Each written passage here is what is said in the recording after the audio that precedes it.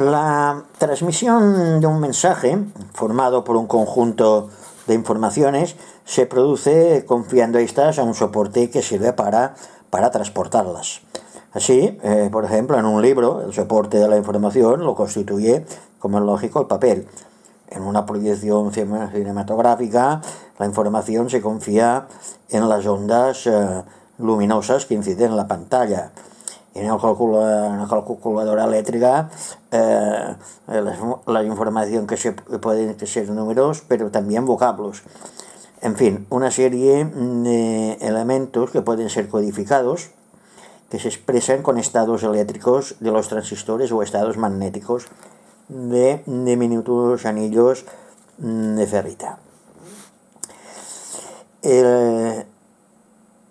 El caso que nos ocupa a nosotros se trata de ver cómo se insertan informaciones en un soporte eléctrico, valiéndose de un código adecuado cuando es necesario.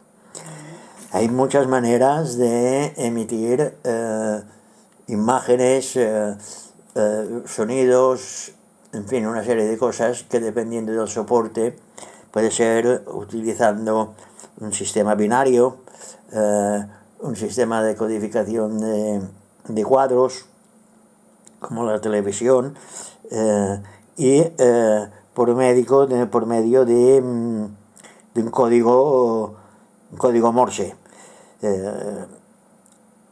El código o alfabeto Morse permite asociar información numérica y alfabética con una magnitud física, no sé, a través de ondas de radio, tensiones o corrientes a lo largo de un conductor.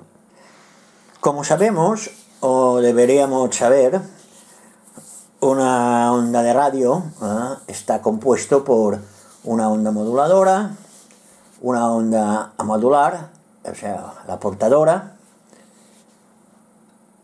y luego esta portadora se puede modular de dos tipos, en amplitud o en frecuencia. El caso que nos ocupa a nosotros ahora hablaremos de lo que es la onda modulada en amplitud, en MA o AM. Y porque todo lo que es la onda modulada en frecuencia, eso ya lo veremos cuando terminemos el tema de los transmisores estos en modulación de amplitud. O sea que ahora esto tenerlo en cuenta, saber que hay una moduladora, una onda modular que es la portadora, y esto se transforma en una onda modulada en amplitud, conservando toda su información. Bueno, esto ya lo teníamos que saber de tutoriales anteriores. La modulación de amplitud, definida en términos elementales, consiste en hacer variar la potencia radiofrecuente de salida de un transmisor de modo que dependa de la información a transmitir. En el caso de transmisión de informaciones acústicas, se trata de la forma de la onda eléctrica equivalente a la onda acústica.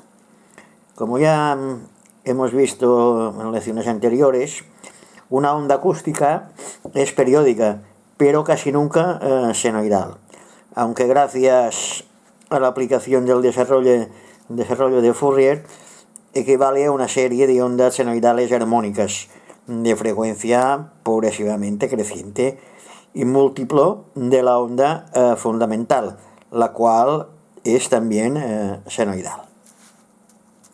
En vez de, en primer lugar, ver el caso mucho más complejo de modulación con una onda periódica de cualquier forma, empezaremos con el más sencillo de la modulación, con una onda senoidal. Ultimando este estudio, por simple generalización, extenderemos a las ondas acústicas genéricas los resultados obtenidos en el caso más sencillo.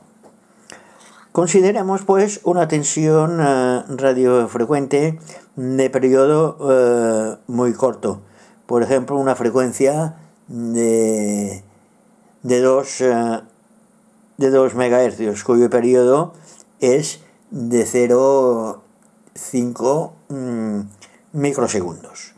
Una tensión de baja frecuencia correspondiente a una frecuencia acústica posee un periodo mucho más amplio.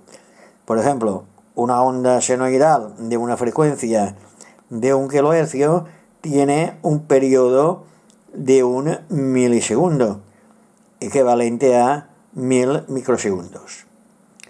Se deduce que un ciclo de esta onda de baja frecuencia contiene sobradamente 2000 ciclos completos de la tensión radiofrecuente anterior. Esta condición de que sea la frecuencia moduladora mucho menor que la frecuencia modulada es esencial para el proceso de modulación. Cuando tal caso no sucede, habrá que hablar únicamente de batido en lugar de modulación. Supongamos, finalmente, como última condición restrictiva, que la tensión radiofrecuente modulada sea también senoidal, circunstancia que se da casi siempre. Pequeños desplazamientos de la senoidal pura no originan desviaciones del comportamiento ideal de la modulación. Mayores distorsiones de la tensión radiofrecuente comparten la aparición de manifestaciones disturbadoras y perjudiciales. Consideremos pues una onda moduladora de amplitud AM, de aquí, y periodo TM. Y una onda modular o portadora de amplitud AP y periodo TP, muy inferior al periodo TM. Imaginemos que conseguimos modificar con medios que por ahora al momento no vamos a comentar la amplitud AP,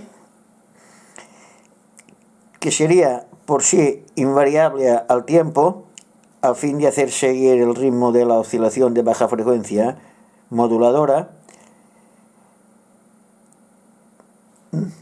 de aquí, muestra el resultado de la variación producida en la amplitud de la onda portadora. Puede observarse, así como se puede hablar de amplitud de ondas positivas y amplitud de ondas negativas, recordemos que estas dos amplitudes son iguales si se excluye la existencia de una componente continua superpuesta a la onda. El efecto de la variación, como decíamos, de la onda modular se ejerce tanto sobre las crestas positivas como las crestas negativas.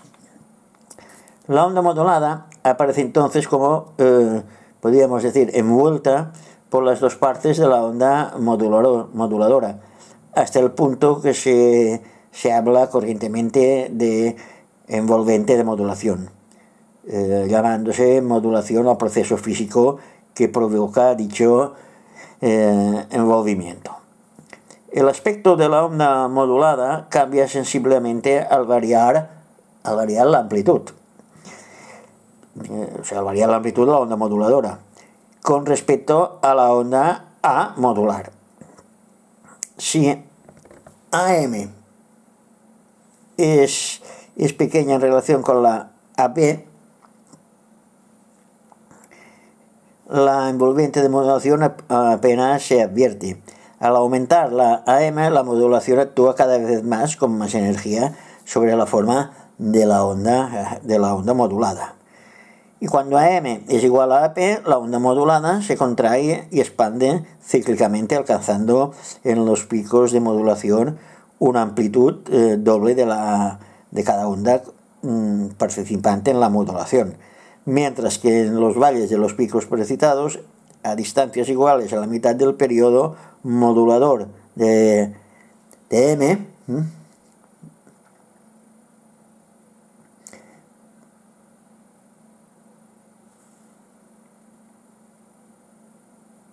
la onda modulada se anula totalmente. Se dice entonces que la onda está modulada al 100%, como vemos en este gráfico de aquí. Si AM sobrepasa a la AP,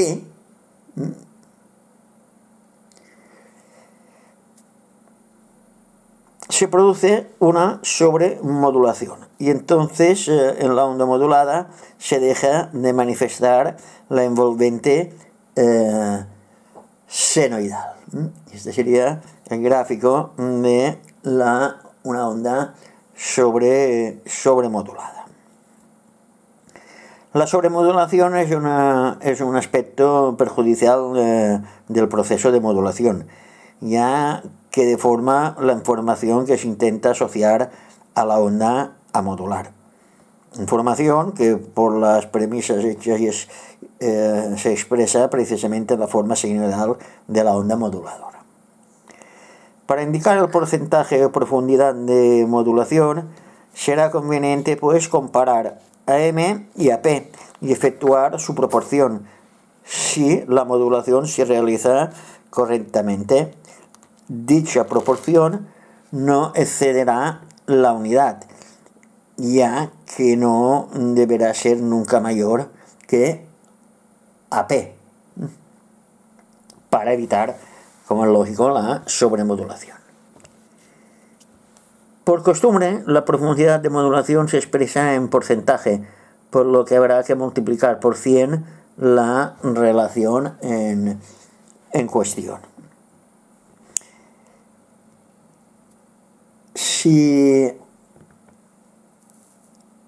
por ejemplo, si AM vale 20 y AP vale 80, la relación será un cuarto, o sea, 0,25, y por consiguiente la profundidad de modulación resulta igual a 0,25 multiplicado por 100 y 25%. En la envolvente representada aquí hay una profundidad de modulación del 75%, siendo la onda moduladora igual al 75% de la onda radiofrecuente, o sea, de la onda portadora. Por otra parte, esto es precisamente lo que se ve en la práctica. Aquí el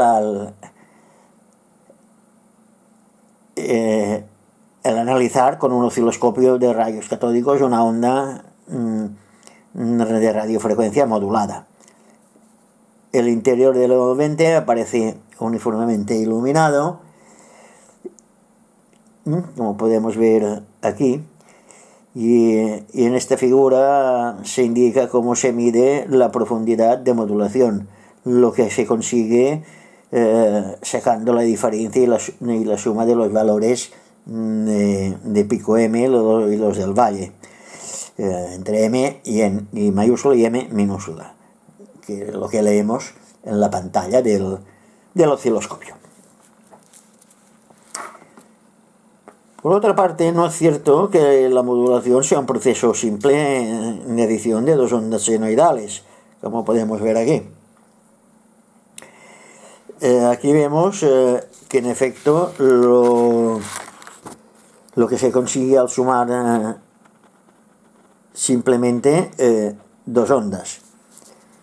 En pocas palabras, la onda modular P no queda modulada, sino que se superpone simplemente a la onda M. Otra gran diferencia entre una onda realmente modulada y la simple superposición de dos senoides, como vemos aquí en esta figura, en este diagrama, es que la superposición de las ondas continúan manifestándose separadamente y por consiguiente se pueden separar sin dificultad mediante filtros adecuados e incluso con el empleo de un sencillo condensador. Para comprender cómo pueden producirse este fenómeno será necesario recurrir a desarrollos matemáticos de la ecuación que describe la onda modulada. también se puede recurrir a la experiencia que confirma las deducciones teóricas. Aquí podemos ver en forma gráfica las consideraciones que acabamos de comentar. En el eje horizontal de ACISAT se indican las frecuencias F, mientras que en el eje vertical de la ordenada se llevan las amplitudes A de las diversas ondas. Así pues, para F sub M y es igual a 1 kHz, se ha dibujado un trazo vertical correspondiente a la amplitud de la onda moduladora. Gracias al proceso de modulación aparecen las dos frecuencias laterales, F sub P más F sub M, que son las dos ondas laterales. Vamos a ver ahora el efecto que tiene en la modulación la potencia. Para esto tenemos que volver a examinar el proceso de modulación desde un punto de vista estrictamente radiotécnico, utilizando las nociones expuestas hasta el momento. Como ya indicamos en las anteriores lecciones, el objetivo final de la modulación es el de confiar una información que para simplificar supusimos antes representada por una onda de baja frecuencia senoidal. Conviene subrayar que, obedeciendo la ley de Ohm, una tensión radiofrecuente produce una corriente de la misma frecuencia, puesto que la antena se comporta desde el punto de vista teórico de la teoría como si fuese una resistencia. Por lo tanto, se deduce que de cierta tensión de radiofrecuencia produce una corriente de radiofrecuencia de antena igual al valor de la misma tensión dividido por la resistencia de radiación de la antena. Hasta ahora se ha supuesto que la información asociada a la onda de radio portadora había de ser naturalmente de naturaleza senoidal, cosa pero que es bastante rara en el caso de la información de audio. Aquí podemos ver el espectro de radiofrecuencia que afecta a la transmisión del sonido. En el supuesto de que la onda portadora asuma la frecuencia de 1000 kHz y esté modulada por el sonido anterior, lo que hemos visto antes, puede advertirse que la banda lateral derecha o banda superior es la réplica exacta del espectro de baja frecuencia del espectro de la baja frecuencia modulador, mientras que la banda lateral izquierda o banda inferior es el espectro de baja frecuencia simétrico del anterior con respecto a la onda portadora, como si la banda derecha se viera en un espejo. En la modulación con sonidos complejos continúan siendo válidas todas las observaciones sobre la potencia radiofrecuente hechas en el párrafo anterior. Pero ahora todas las armónicas concurren conjuntamente con la fundamental a la creación de la potencia de las bandas laterales. Finalmente, modulando una onda portadora con una onda acústica correspondiente, no ya a un sonido periódico, sino a una asociación de diversos sonidos periódicos, como en este caso real de la voz o de la música o de los ruidos, se manifiestan en un intervalo de tiempo bastante largo, digamos de algunos segundos. Vienen a generarse muchas fundamentales y muchas series de armónicas relativas a cada una de aquellas. Y se deduce que cualquier frecuencia comprendida en el espectro sonoro que se extiende desde cerca de los 20 Hz alrededor de los 20 kHz posee la probabilidad de la onda de audio y de generar la correspondiente frecuencia lateral por medio de la modulación. Los sonidos no se alteran gran cosa sacando las frecuencias superiores a 4500 Hz, por lo que el espectro sonoro utilizado normalmente en las transmisiones de radiodifusión con modulación de amplitud producen dos bandas laterales que ocupan 9 kHz del espectro de radiofrecuencia, hallándose la portadora exactamente en el centro del canal de radiofrecuencia así definido, como podemos ver aquí.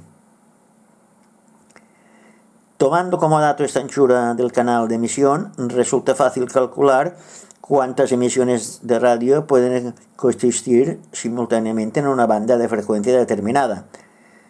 Como por ejemplo, si la banda de ondas medias se extiende desde los 525 a los 1605 kHz, la banda disponible será 1605 menos 525 son igual a 1080 kHz, por lo que es posible disponer de 120 canales de emisión en modulación de amplitud, cada uno, esto sí, de 9 kHz y correspondiente a otros tantos transmisores de radio.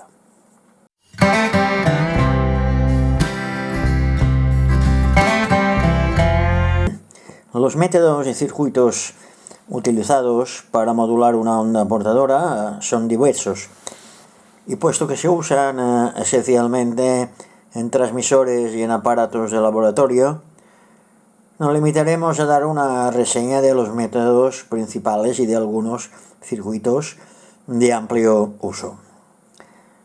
La modulación de amplitud puede obtenerse en 3 secciones distintas del transmisor. A la salida de la tapa amplificadora de radiofrecuencia, en el interior de la tapa amplificadora de radiofrecuencia de potencia y en los circuitos de excitación de la tapa amplificadora de radiofrecuencia. El primer caso de modulación es el más sencillo. Una parte de la potencia de radiofrecuencia producida se envía a la antena, otra parte se disipa en una resistencia y esta última, cuando se hace variar el ritmo de la onda audiomoduladora, absorbe una parte mayor o menor de potencia de radiofrecuencia irradiada, por lo que esta resulta modulada. Puede hablarse, en este caso, pues, de modulación por absorción, ya que es la potencia radiofrecuencia absorbida por la resistencia lo que produce la modulación. A pesar de su gran sencillez, la modulación por absorción se emplea muy raras veces por diversos motivos. En primer lugar, es preciso que la potencia de radiofrecuencia de la portadora sea muy reducida. De otro modo, la resistencia variable que se puede realizar con tubos electrónicos crea graves problemas para disipar el calor originada en ella.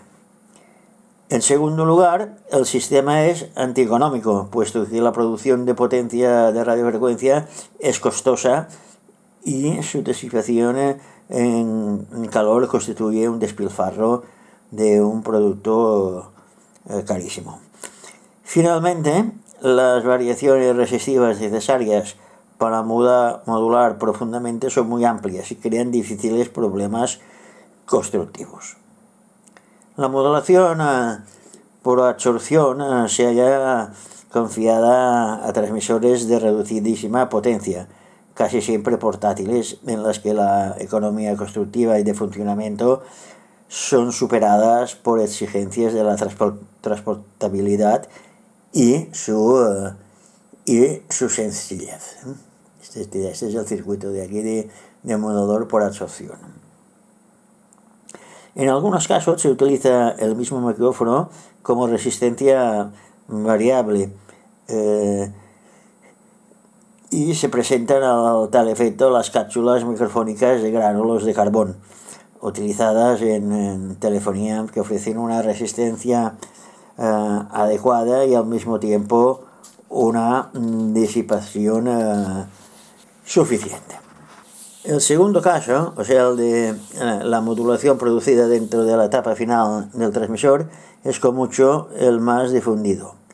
El principio es sencillo: variar la potencia de radiofrecuencia producida por la etapa, actuando sobre la tensión de uno de los electrodos del tubo amplificador.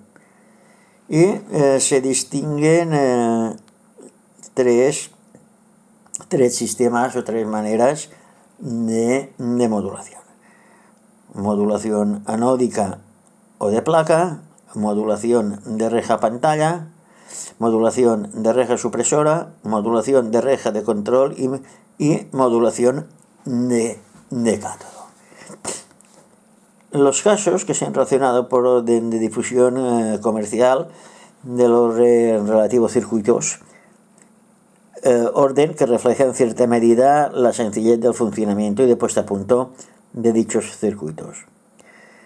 Finalmente, puede conseguirse la modulación, como muestra el tercer caso, no actuando sobre la etapa final, sino sobre la precedente, o sea, sobre la etapa excitadora del amplificador de potencia. Vamos a considerar ahora un caso práctico de un amplificador de potencia que ceda 10 kilovatios de potencia de radiofrecuencia al ser excitado con 10 vatios. Si queremos modularlo actuando sobre la excitación, habremos de asegurarnos de que la potencia de radiofrecuencia de salida quede siempre proporcional a la potencia excitadora, por lo menos dentro de los límites necesarios para lograr la modulación con una profundidad del 100%. Así, reduciendo a 5 vatios la excitación, deberá estarse seguro de que la salida desciende a 5 kilovatios, ya que si se reduce a la mitad, la excitación también deberá reducirse a la mitad la salida. En cambio, si se lleva la excitación a 20 vatios, será preciso que la etapa de potencia sea capaz de 20 kilovatios. Desgraciadamente, esta linealidad es muy difícil de conseguir. Es más, en la práctica es casi imposible lograrla utilizando triodos o pentodos que funcionen en clase C, que es la más utilizada por ser la más idónea para la amplificación en radiofrecuencia. En efecto, recordando lo expuesto en lecciones anteriores, la señal de accionamiento en clase C es muy amplia, hasta el punto de llevar alternativamente durante el ciclo oscilatorio de radiofrecuencia al bloqueo y a la plena conducción de la reja control.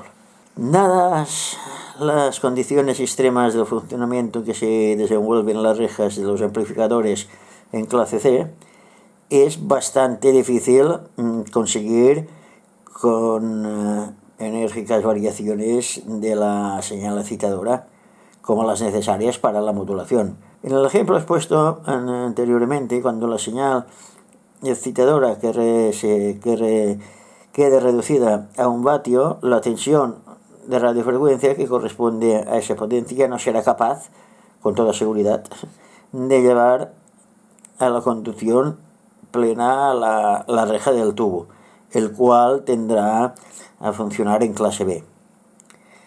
Que su exacto comportamiento en tales condiciones dependerá del sistema de polarización. Continuando con el ejemplo antes mencionado, cuando la potencia de excitación se duplique, la salida no alcanzará casi con toda seguridad los 20 kilovatios, puesto que en una etapa amplificadora de potencia en clase C y bien proyectada, el tubo electrónico se pilota con una señal exuberante y por lo tanto resulta un poco sensible a aumentos ulteriores de dicha señal.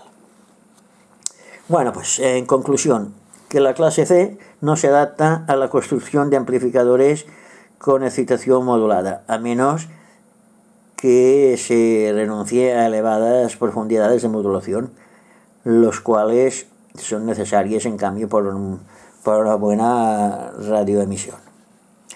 No queda otro remedio que recurrir a amplificadores en clase B, cuyo rendimiento es empero decididamente bajo, resultando por consiguiente más costosos y menos eficientes. Además, una buena linealidad en clase B requiere diversas precauciones y procedimientos constructivos que, unidos a las exigencias propias de un amplificador de potencia radiofrecuente, lo hacen complejo y delicado. Por esta razón, la técnica de la modulación de la etapa excitadora del paso final de RF queda limitada a las estaciones de radiodifusión de elevadísima potencia, donde los problemas de modulación de la etapa final son igualmente graves.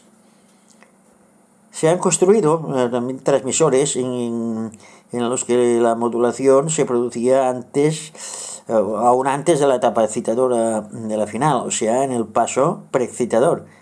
Sin embargo, la tendencia actual es la de confinar estas técnicas de modulación a las emisoras de radio con modulación de amplitud y de tipo especial, a causa de las dificultades constructivas y de ejercicio.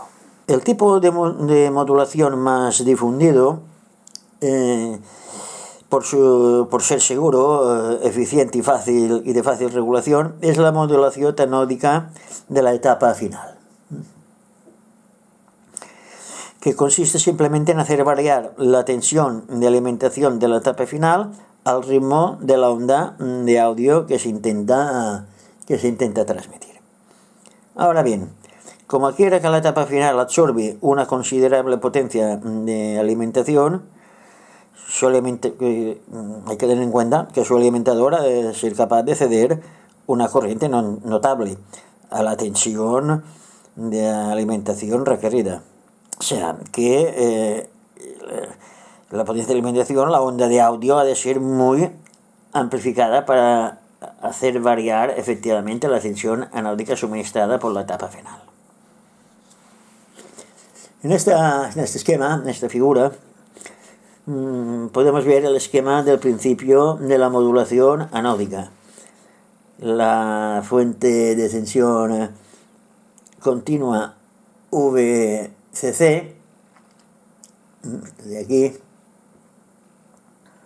ha de ser capaz de ceder una corriente igual a la absorbida por la etapa final, en ausencia de modulación. En serie con aquella se dispone de un transformador alimentado por la señal moduladora de baja frecuencia, de manera que la tensión alterna V sub BF, que debe reproducir con exactitud la forma de la onda de audio moduladora, existente en el secundario, se sume a la tensión continua VCC, haciendo variar su valor. Este transformador ha de ser capaz de hacer variar la tensión VAO de alimentación de la etapa final entre 0 voltios y el doble de la tensión continua VCC, si se quiere alcanzar el 100% de la modulación. Recordando que la potencia de cada una de las bandas laterales para una modulación del 100% es un cuarto de la potencia de la portadora, se deduce que la potencia necesaria para modular al 100% un amplificador de potencia de radiofrecuencia es la mitad de la potencia de alimentación, o sea, de la potencia necesaria para hacer funcionar en ausencia de modulación. Y en efecto, las dos bandas laterales poseen cada una amplitud igual a la mitad de la portadora y, por consiguiente, una potencia correspondiente igual a un cuarto de las dos juntas. que igualan la mitad de la potencia de la portadora. La potencia necesaria para modular por ánodo una tapa amplificadora de potencia es, por lo tanto, considerable y no resulta muy sencillo producirla. Basta pensar que para un transmisor de 10 kilovatios nominales, entendiendo por ello la potencia radiofrecuencia consignada a la antena igual al dicho valor, se precisa una potencia de alimentación continua de por lo menos 15 kilovatios, teniendo en cuenta el rendimiento de la etapa final en perfectas condiciones de funcionamiento. Y la potencia moduladora de baja frecuencia resultante es de 7,5 kilovatios. La potencia necesaria para alimentar un amplificador de baja frecuencia que ceda una potencia así es del mismo orden de la magnitud que de la del alimentador para la etapa final de radiofrecuencia, o sea, de otros 15 kilovatios. Pues son bueno, en otras palabras, que a causa del modulador la potencia consumida por el transmisor casi se duplica. Aquí podemos ver en esta figura un esquema del principio. El primario del transformador de modulación ha de ser alimentado en la práctica por un amplificador de baja frecuencia, casi siempre determinado con un paso final en contrafase. Este amplificador constituye el modulador que difiere de un amplificador de baja frecuencia normal por su mayor potencia de salida y por el empleo del transformador de modulación en lugar de un transformador de salida. La misión del transformador de modulación es la de adaptar la impedancia de la etapa de radiofrecuencia modulada a la impedancia de carga óptima de los tubos amplificadores de potencia de baja frecuencia. Exactamente igual como el transformador de salida adapta la impedancia del altavoz a la impedancia de carga de los tubos de baja frecuencia. La potencia de trabajo del transformador de modulación debe ser ligeramente superior a la potencia necesaria para la modulación. Su relación de transformación viene dada por la raíz cuadrada de la relación entre la impedancia de la etapa modulada y la impedancia de carga de los tubos de baja frecuencia, tal como se verifica por otra parte en el transformador de salida de los amplificadores de baja frecuencia comunes en relación con la impedancia del altavoz. La construcción de los transformadores de modulación no es sencilla, ya que se requiere de ellos operar en toda la banda de frecuencias del espectro acústico, manteniendo constante sus propiedades eléctricas. Además, la elevada potencia que han de transformar los hace voluminosos y sus grandes dimensiones complican todavía más el proyecto, introduciendo capacidades e inductancias parásitas no deseables. Frecuentemente, el usual núcleo de hierro silicio laminado se sustituye en ellos por un núcleo especial obtenido comprimiendo numerosas tiras muy delgadas de una aleación de hierro, níquel y silicio, estudiadas profeso para que presente una elevada permeabilidad magnética. Los transformadores de modulación provistos de estos núcleos poseen rendimiento y respuesta de frecuencias netamente superiores, mientras que sus dimensiones pueden reducirse incluso a la mitad de los transformadores ordinarios. En este esquema podemos ver el esquema típico de una etapa final de radiofrecuencia modulada mediante dos triodos en contrafase. La distinta disposición de los tubos V1 y V2 de la etapa de radiofrecuencia en contrafase es la usual, pero pueden reemplazarse perfectamente por un solo tubo. En cambio, la disposición en contrafase de los tubos V3 y V4 es necesaria, ya que cada uno de los tubos opera en clase B sobre una sola de las dos semiondas que constituyen la señal de audio. Para simplificar, no hemos omitido todos los circuitos de excitación y direccionamiento de radiofrecuencia y de baja frecuencia, a excepción del transformador de entrada de la etapa de baja frecuencia moduladora. La impedancia J y el condensador C sirven para impedir que la radiofrecuencia pase al transformador de antena, del transformador de la antena al transformador de modulación, el TM, este de aquí. La reactancia de C ha de ser baja para la radiofrecuencia, pero elevada para la baja frecuencia. En caso contrario, estas quedarían atenuadas por el condensador, en perjuicio de la fidelidad de la modulación. El valor de C varía en la práctica entre los 500 y los 10.000 picofaradios. Podemos ver también que los 2 miliamperímetros y el voltímetro necesarios para controlar que los circuitos funcionen normalmente no siempre se hallan presentes en estos instrumentos de medida.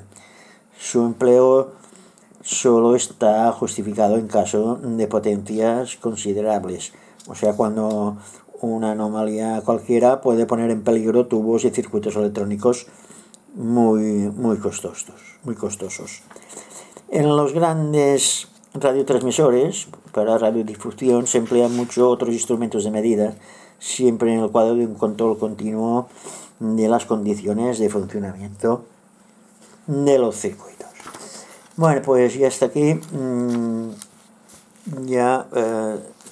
Hemos visto pues la modulación por ánodo, y en las próximas lecciones, porque si no esto se nos va a hacer muy largo, ya hablaremos de la modulación de la reja pantalla y supresora.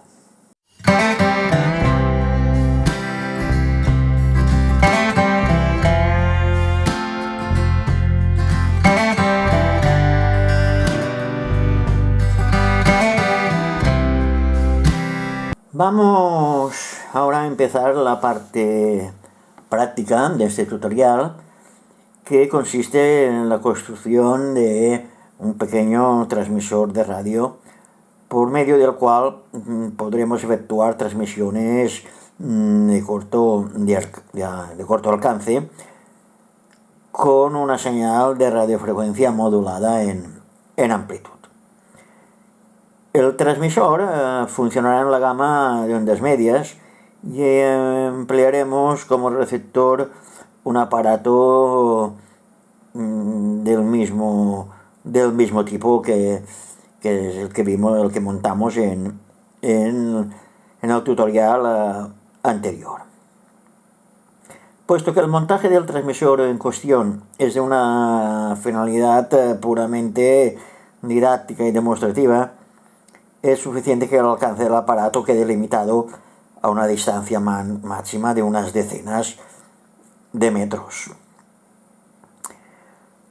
A tal efecto, hemos de subrayar que no es posible aumentar el alcance del transmisor sin modificar totalmente el circuito y sin reemplazar las válvulas que ahora utiliza por otras de mayor potencia, con lo cual variaría todo el circuito. Por otra parte, la potencia se mantiene baja ya adrede, como hemos comentado, para quedar por debajo de los límites autorizados por la ley, al fin de no tener que solicitar ninguna licencia de transmisión ni nada que se le parezca. Como hemos comentado, estos transmisores los hacemos adrede así para no interferir en transmisiones de radiodifusión o en fin. Y aparte que está prohibida por la ley, o sea, eso ya lo comentamos, que esto está totalmente prohibido. Si no tenéis una licencia de radioaficionado o algo por el estilo, o algún permiso especial. Pero ojito con esto, que ya digo, que hay leyes muy severas con el tipo este de transmisiones. Bueno, pues vamos a ver ahora el circuito y cómo está formado. Este circuito consta de dos etapas. El oscilador de radiofrecuencia, que constituye el transmisor propiamente dicho, y el amplificador de baja frecuencia. Que este último está formado a su vez por dos etapas amplificadoras y tiene por objeto suministrar la señal de baja frecuencia para modular en amplitud la portadora generada por el oscilador de radiofrecuencia. La señal de radiofrecuencia así modulada en amplitud es irradiada luego por la antena transmisora. Dicho circuito está formado, como hemos dicho, por las dos secciones de la válvula ECH81. Este montaje no ofrece particularidades dignas de mención, ya que es un circuito amplificador normal de los que hemos estudiado en tutoriales o lecciones anteriores. La señal aplicada a la reja de la sección del triodo es amplificada y por medio del condensador C2 de 10 nanofaradios pasa a la reja de la sección heptodo de la misma válvula conectada en pentodo. Las variaciones consiguientes de la tensión anódica se aplican a la reja pantalla del tubo oscilador de radiofrecuencia, determinando así una modulación del flujo electrónico y consiguientemente una modulación en amplitud de la onda portadora. Cualquier oscilador de radiofrecuencia está constituido esencialmente por un tubo electrónico que suministra la energía necesaria a un circuito resonante para mantenerlo en oscilación. El circuito resonante, que como tenemos que saber, está formado por una bobina y un condensador, y goza de la prioridad que cuando se alimenta adecuadamente se convierte en una serie de oscilaciones eléctricas cuya frecuencia depende del valor de los componentes de dicho circuito resonante. Cuanto menor es el valor de la inductancia y de la capacidad, tanto mayor es la frecuencia de oscilación generada. O sea que el oscilador de radiofrecuencia que vamos a hacer se denomina oscilador Hartley, creo que lo he pronunciado bien, este de aquí. El circuito resonante está formado por el condensador C5, que es un condensador variable de unos 410 picofaradios, y por el arrollamiento conectado en paralelo a este. El condensador C6 de 50 picofaradios y la resistencia R6 de 47K conectados, como vemos, a la reja a la reja control del pentodo, lo polarizan con el valor idóneo para mantener constante la amplitud de la oscilación generada. La resistencia R7, también de 47K, kiloohmios, desempeña la función de una resistencia normal de la carga anódica. En el instante que se alimenta el oscilador de radiofrecuencia, circula una corriente considerable por el circuito anódico del tubo, al estar el cázado del tubo conectado a una toma intermedia de la bobina osciladora. La corriente del cátodo induce entonces una tensión en la bobina, la cual se aplica a la reja de control de dicho tubo en fase adecuada, determinando así el cebado de las oscilaciones. Cuando se alimentan las dos etapas, la señal obtenida a la salida del micrófono o de otro tipo de entrada de audio, se aplica después de amplificada convenientemente a la grilla pantalla del tubo oscilador de radiofrecuencia, determinando una variación de la tensión de reja pantalla y consiguientemente una variación de la intensidad de la corriente anódica. De esta manera, la señal de radiofrecuencia que se establece en los extremos del circuito resonante varía también con el ritmo de la tensión de la reja pantalla, o sea que resulta modulada en amplitud. Dicha señal modulada se aplica luego a la antena por medio del condensador C7 de 50 picofarads, siendo irradiada por dicha antena.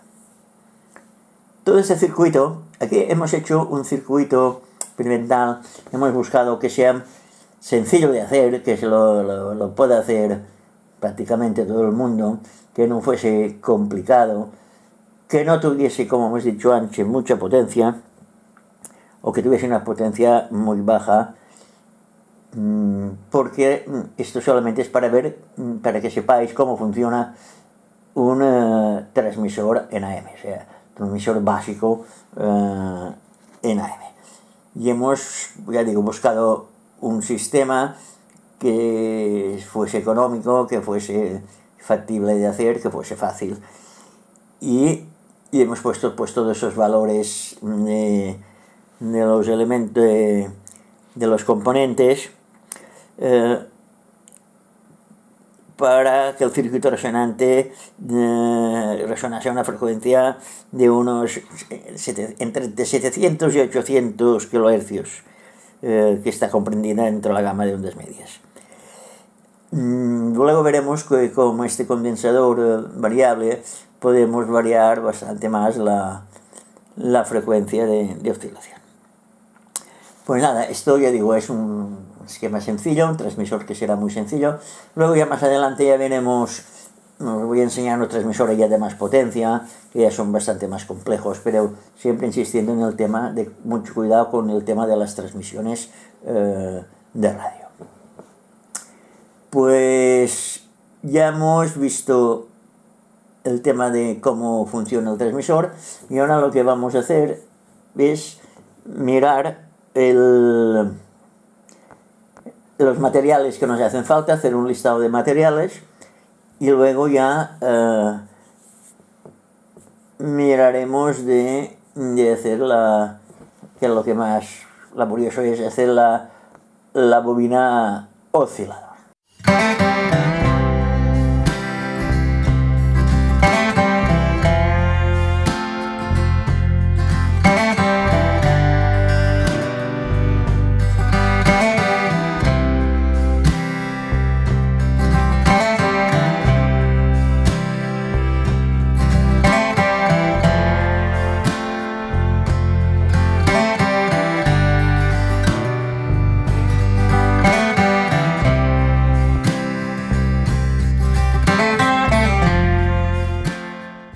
Antes de empezar el montaje mecánico del transmisor que vamos a montar, vamos a ver ahora los materiales que hemos visto anteriormente. En primer lugar tenemos el chasis, que esto no es más que un perfil de aluminio, de esos que venden en en los comercios de ferreterías y sobre todo de carpinterías de aluminio. Es una U que yo compré un trozo, y lo voy cortando a medida que lo necesito. Este ya está usado. Y lo que vamos a hacer es cortar un trozo y hacer los taladros que nos interesen para montar todos los componentes. Yo elijo el aluminio porque es un material que es fácil de tratar, es económico y va muy bien para ese tipo de montajes. Bueno, pues tenemos que hacer el chasis, tenemos que coger y cortar un trozo de chasis de una longitud más o menos de unos, pienso que con 30 centímetros nos servirá. Luego tenemos que hacer la bobina. La bobina lo veremos después cuando la hagamos, porque hay que hacerla desde el principio, o sea, hay que hacerla desde cero. Para la bobina aquí lo que hemos hecho ha sido coger un soporte no ferroso. Lo ideal es un trozo de cartón baquelizado o algo aislante. Yo aquí esto no es más que, como podéis ver, es un tubo de medicamentos, de pastillas, de un diámetro que me vino muy bien porque son 20 milímetros. La pinté y es donde vamos a devanar la bobina osciladora, ¿sí? Las espiras de la bobina osciladora. Esto será la bobina osciladora. Y este es el cable de 0,3 para bobinar la bobina. Esto lo vamos a ver en un apartado aparte. Luego tenemos los dos zócalos novales, los dos zócalos que vamos a usar, las dos válvulas, la FH81 y la EF89. Luego tenemos 3 clavijas hembras, 2 normales y una tipo RCA. Pasamuros de goma. 3 clavijas macho, que son estas dos de aquí, pero si no, aquí no lo vemos bien, porque la tengo conectada ya. Como no tenía cable hecho, pues lo voy a aprovechar. Esto es el cable de alimentación, Una banana roja para el positivo, el más B, una banana negativa, y esta amarilla será la de filamentos. Y esta banana RCA será para la entrada del micrófono o del audio que vamos a utilizar. ¿Qué más tenemos por aquí? Pues el pomo del condensador variable, una regleta de conexión, cables de conexionado, tornillería varia, un micrófono dinámico. Eso del micrófono veremos a ver qué hacemos, porque habrá que probarlo. Este es un micrófono dinámico que creo que irá bien. Hay que mirar la impedancia porque es importante, y si no tenemos de estos podemos poner un Electret, pero ello nos obligaría a hacer ya un preamplificador de audio. La idea es que sea un micrófono aquí a pelo, sin poner ningún amplificador. Pero bueno, si no tenéis micrófonos de ese tipo, veremos la impedancia, ya digo, veremos la impedancia, porque este montaje tiene una impedancia de entrada bastante alta. Pero bueno, esto ya digo, lo veremos cuando ya hagamos las pruebas de modulación. Luego tenemos los condensadores, que tenemos dos condensadores de 10 nanos, un condensador de 1 microfaradio, uno de 1 nano, el condensador variable de 410 picofaradio más menos, y dos condensadores de 50 picofaradios, que en este caso son de Styroflex. Y luego tenemos pues las resistencias, dos resistencias de 10 megas, dos de 220 K, dos de 47 K y una de 100 K.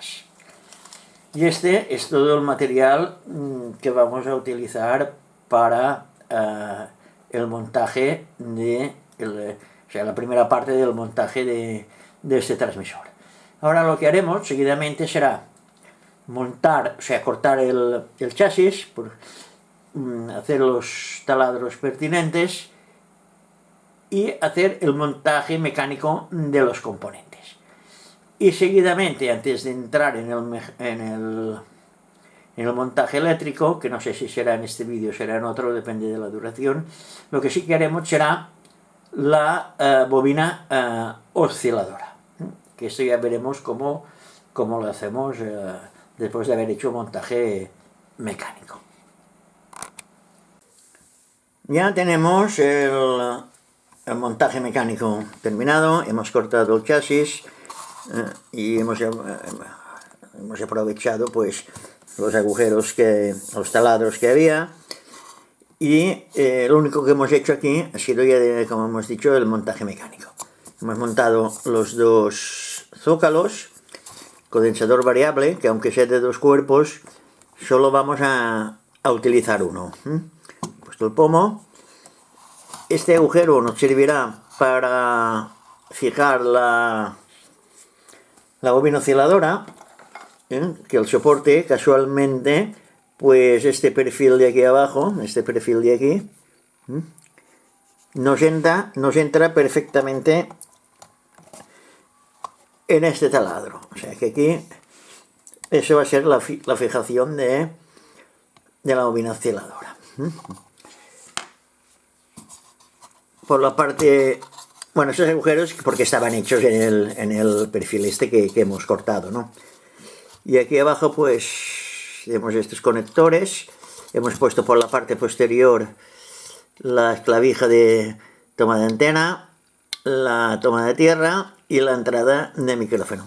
Y aquí, en los pasamuros, pondremos los cables de la alimentación. Y digo, aquí pues una regleta, aquí una toma de tierra para poder soldar, y si hace falta poner alguna otra regleta, pues ya la pondremos. Pero no creo que sea necesario. Y eso es todo en cuanto al montaje mecánico de este transmisor que estamos construyendo. Seguidamente ahora lo que haremos será construir la bobina osciladora.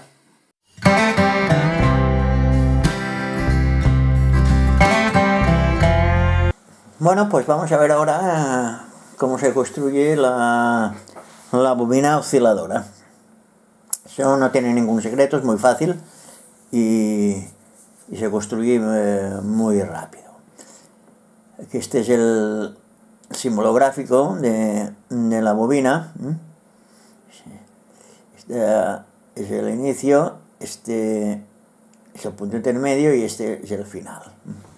Pues aquí tenemos un soporte que tiene que ser de material aislante, material no ferroso, que no sea conductor, para que no influya sobre la impedancia de la bobina. O sea que tenemos un soporte cilíndrico, maquilizado o aislante, puede ser de PVC, en fin, Yo en mi caso lo he hecho pues de plástico, de un tubito que tenía, como hemos visto antes en la descripción de los materiales. La dimensión que tiene que tener, la longitud de este soporte tiene que estar comprendido entre 100 y 120 milímetros. El diámetro tiene que ser de 20 milímetros.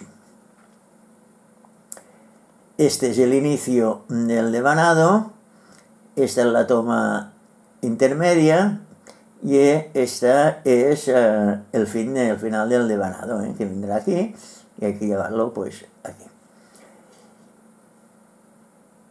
Hay una derivación en la espira 40. Y eso es lo que hay que hacer, pues es poner el cablecito aquí, el hilo de cobre por aquí, empezar a dar vueltas, sacar una derivación a la espira 40. Cuando tengamos 40 espiras, pues sacamos 2 hilos aquí, hacemos un puente y sacamos 2 hilos aquí, seguimos devanando y cuando hayamos conseguido las 180 espiras, pues llevamos el cablecito aquí.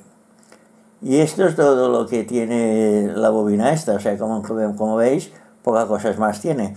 Aquí os dejo todos los datos, soporte cilíndrico no ferroso de 20 milímetros de diámetro y a poder ser baquelizado y de longitud comprendida entre 100 y 120 milímetros. El hilo de cobre esmaltado tiene que ser de 0,3 milímetros de diámetro y el devanado entre el punto A y el punto B, o este de aquí y este de aquí, tiene que ser de 40 espiras, que vienen a ser aproximadamente unos 33 microhenrios. El devanado entre la B y C son 180 espiras y esto nos tiene que dar una impedancia de unos 180 microhenrios. Estos son datos más o menos aproximados, no viene de medio microhenrio arriba a medio microhenrio abajo. Y el devanado total entre A y C son 220 espiras con una impedancia aproximadamente de 230 microhenrios. Y esto es todo en cuanto a la bobina. Yo os aconsejo una cosa que, para saber cuál es la entrada y cuál es la salida, porque claro, aquí vais a tener 4 cables que os van a salir. Yo primero lo que suelo hacer es hacerle un nudo o una vaga. El segundo, en la derivación, poner los 2 cables juntos, enrollados, sabemos que lo hacer, y el tercero, pues no hay caso de poner nada. Pero es importante poder distinguir, o sea, los tres cables, porque nos facilitará a la hora del conexionado. Y bueno, y esto es todo en cuanto a la bobina esta osciladora. Ahora lo que haremos será hacerla físicamente y veréis que también es muy, muy fácil de hacer. Vamos ahora a hacer la bobina osciladora. Hay 2 maneras de hacerla, a mano o con la maquinita, con la bobinadora. Yo, como tengo la bobinadora, pues la voy a hacer con la bobinadora. Si no tenéis este tipo de artilugios, este tipo de bobinadoras, lo podéis hacer a mano, no son tantas vueltas tampoco. Y bueno, hemos puesto el carrete, el soporte y el contador que hicimos en su día. Y ahora hemos practicado un agujerito aquí para pasar el cable, que será el inicio. Tener a mano un trozo de celo es conveniente, por lo que vais a ver, para sujetar un poco la bobina, que no se deshaga mientras hacemos la toma intermedia. Esto creo que está un poco, vamos a aflojar un poco, esto está demasiado apretado, así. Vamos a quitarle unas cuantas vueltas para que el carrete del hilo se pueda mover libremente.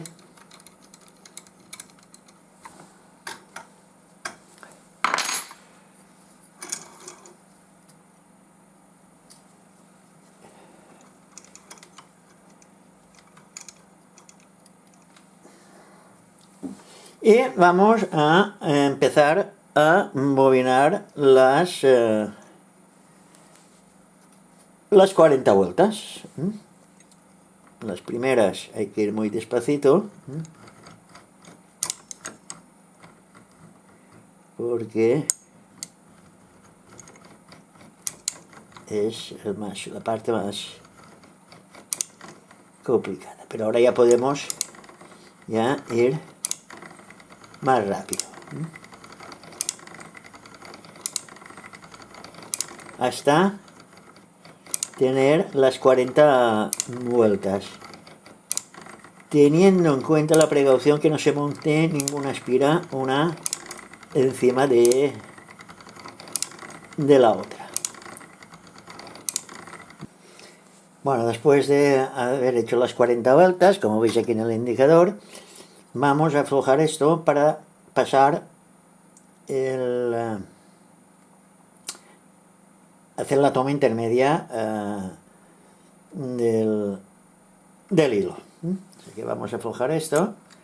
Le hemos puesto el celo para que no se nos vaya el devanado. Y aflojaremos, y esto se puede hacer el agujero antes, pero normalmente por dimensiones, por longitud, pues es un poco, no es muy exacto hacerlo. Yo prefiero hacerlo así. Bueno. Y ahora aquí cogeremos el Dremel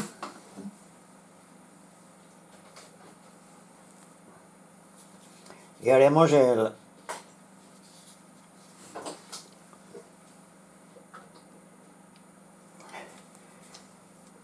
agujero para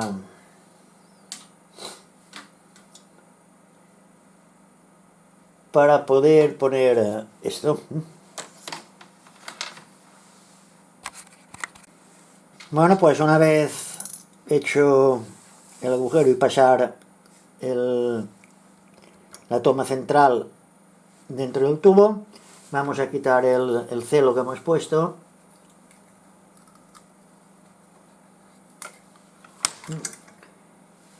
y seguiremos bobinando hasta las 200 y pico vueltas que hemos dicho que eran 220, creo, ¿no? 180 más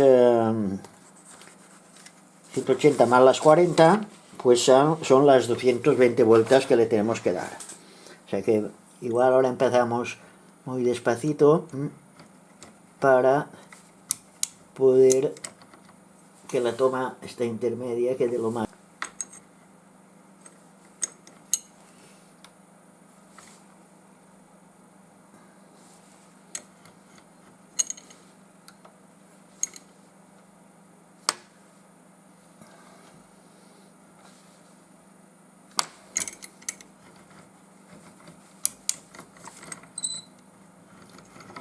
Para que las siguientes pues queden juntas. Pues nada, vamos ahora a darle vueltas aquí al manubrio hasta las 220 vueltas.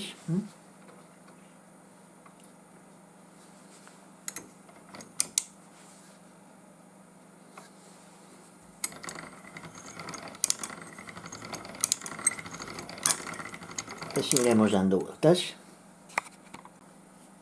Pues ya tenemos la bobina terminada, 220 vueltas, y si tenéis 221 o 219 tampoco no pasa nada. Y ahora le hemos puesto un trozo de celo y ahora ya vamos a hacer el último agujero, ya lo podremos quitar todo esto. Vamos a cortar, dejaremos un trozo bastante largo de hilo y ya podemos quitar la bobina del soporte de la bobinadora.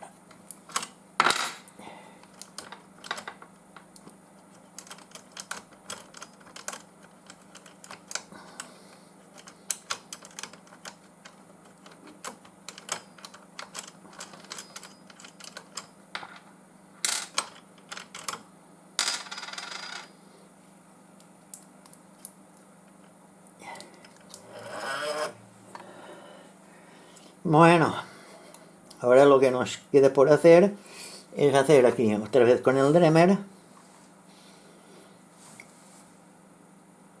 un par de taladros para poner el cable que no se deshaga. Vamos a coger el Dremel otra vez, y a la altura de aquí, de donde hemos hecho las tomas, pues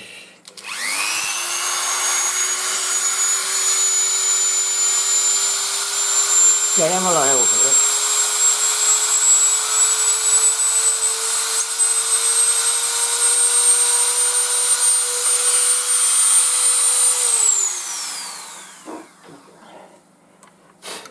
Pues ya está. Ahora pasamos este por aquí.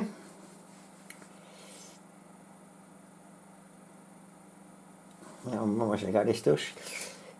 Porque este es como está la parte inferior.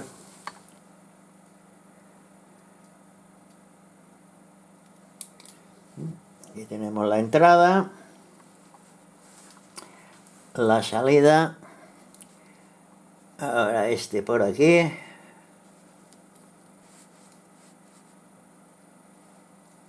Y este no le hacemos nada, que es la salida. Y aquí pues tenemos los tres terminales. La entrada, que es el donde hemos hecho la pequeña vaga esta de aquí. Uno sin nada, y estos que son dos, que son la toma intermedia. O sea que ya tenemos la bobina totalmente terminada. Ahora lo que haremos será tirar de todos los hilos y darle un par de vueltas aquí para que no se nos deshagan. Ya está. Bueno, pues aquí tenemos la bobina terminada. Y hasta aquí todo el montaje en este tutorial, en esta parte del tutorial. En el siguiente ya haremos los montajes eléctricos sobre el soporte.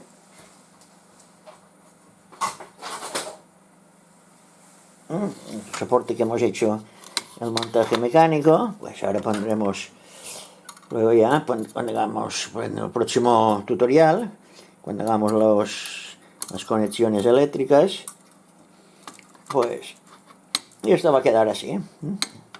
Le pondremos un poco de pegamento y esto se quedará pues de esta manera, y este será el aspecto que tendrá el transmisor. Vale, pues espero que os haya gustado y será hasta el próximo tutorial.